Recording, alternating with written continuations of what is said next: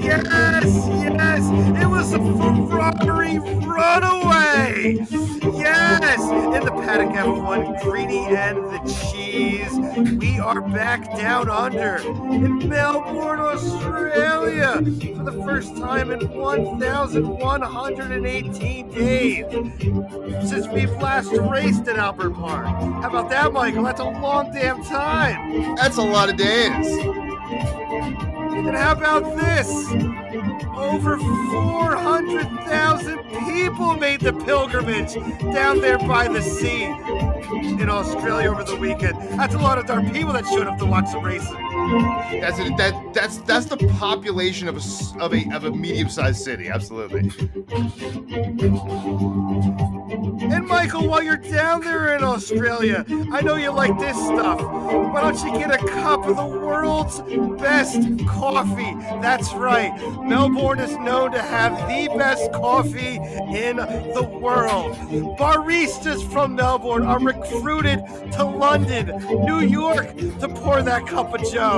Mike, are you going to move to Melbourne and become a barista? Possibly after that. Free coffee. Free lattes for life. And if you like that rock and roll, maybe catch a rock show at the Spotted Mallard. Let's get some crowd surfing going on, Michael. Let's do some crowd surfing. I'm down. Or perhaps maybe hit the tables and play some bets at the Crown Casino Complex.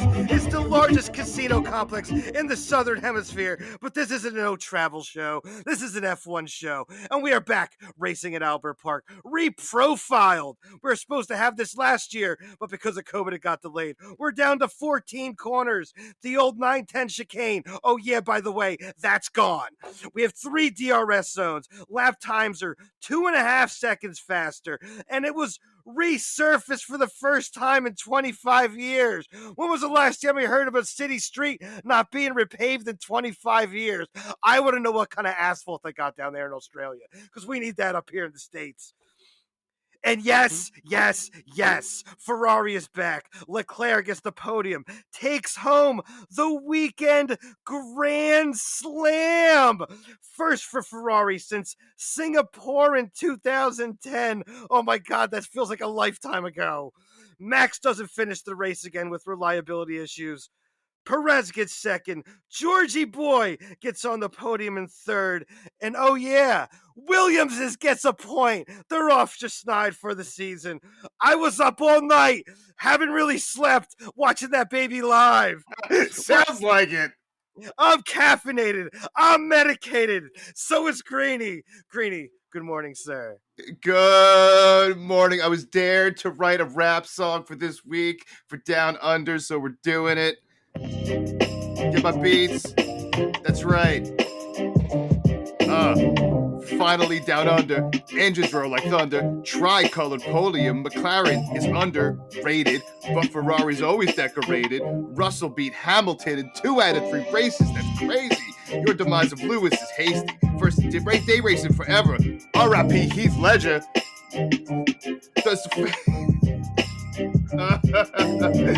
Engineers and mechanics work hard at the Tame Impala, Vettel and his scooter, Red Bull and the computers.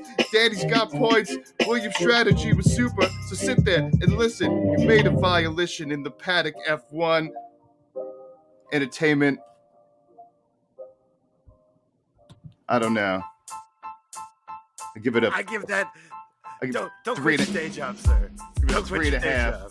I don't think my kids can go to school anymore, but... No, not after that. And I blew it in the middle. I blew the whole middle sector, but I try to keep on beat.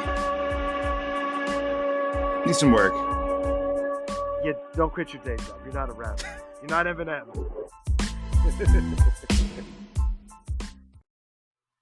I had like an hour to write that between the race. Greedy the Cheese and the Paddock F1. If you're still listening, we are back. What a race it's been. It was a blow-away. We haven't seen a blow-away in a while. Complete control by Ferrari. Not totally from start to finish, but basically about halfway through the race to the finish. We are here. Cheese has got a smile on his face, sort of. He's exhausted. He's been up all night watching the race. It was 1 a.m. start here. Those of you complaining in overseas, we've heard a lot of, not complaints, but just, disappointment, I guess. Again, you have to get up at 6 a.m. to watch the race. It was 1 a.m. here. So here we are. Just like when you watch football, Ryan. There's always a crack of dawn start as well. So time zones, irregardless. Late night. It's been a late night. Late night. Ferrari win. So this guy wasn't going to sleep after that. The party had to continue. So there was some partying going on. Ferrari back top of the podium. Total runaway. Only downside was the Carlos just absolute debacle. Just debacle for Carlos. Just a lot of things to really go over right here. To be honest, I got a bunch of notes here I wanted to discuss with you here. How about this? With Charles Leclerc winning 2 out of 3 races, finishing second. After 3 races, a 34-point lead in the Drivers' Championship. If I'm not mistaken, that is the most or the biggest lead after 3 races since 2016. So that's an interesting tidbit of information. As bad as the Merc has been, Mercedes is leading the Constructors' Championship. How about that piece of information? And Red Bull definitely has some reliability issues.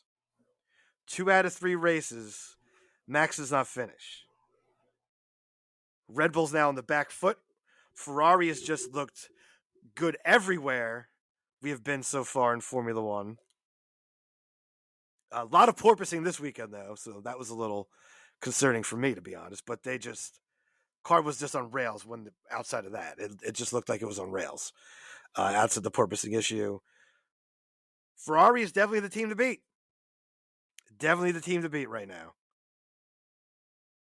Really don't see any reliability issues. I think it was a starter issue or something like that with Sainz's car yesterday with quali. That's why he couldn't get out and had an issue and couldn't get his tires warmed up and ended up throwing a rubbish lap in to start 9th. His weekend was just kind of horrid. But not the most horrid weekend overall in Formula One. We'll get to that later. But Ferrari, man. Charles Leclerc definitely stepped up his game. Definitely showing that championship caliber so far. He's got the car to boot.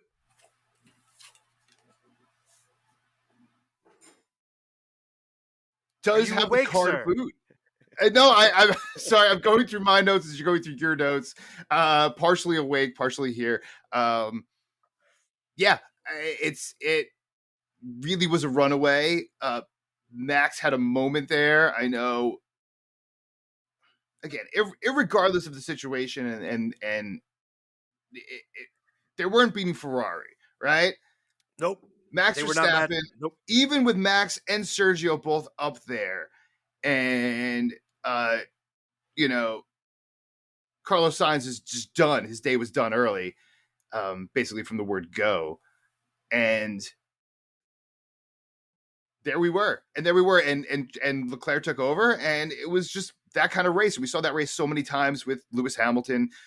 We've seen this for years, and now before that we saw it with Sebastian Vettel in the Red Bull, and now we're seeing it with Charles Leclerc in the Ferrari. It didn't happen. How many times did Max blow away the field last year? Not a tremendous amount of time. But remember, Max did blow away the field a few times in the first half of the season, and Mercedes blew away the field a little bit. Never blew away the field like this. I don't think so last season, but not to I recall. But definitely Max did. What's that? Merc definitely did last year. Merc did a couple times last year. Max did a couple times. It happens. In other races, you have a much more competitive race. Obviously, Max, the system stopped working at the end, and he had to pull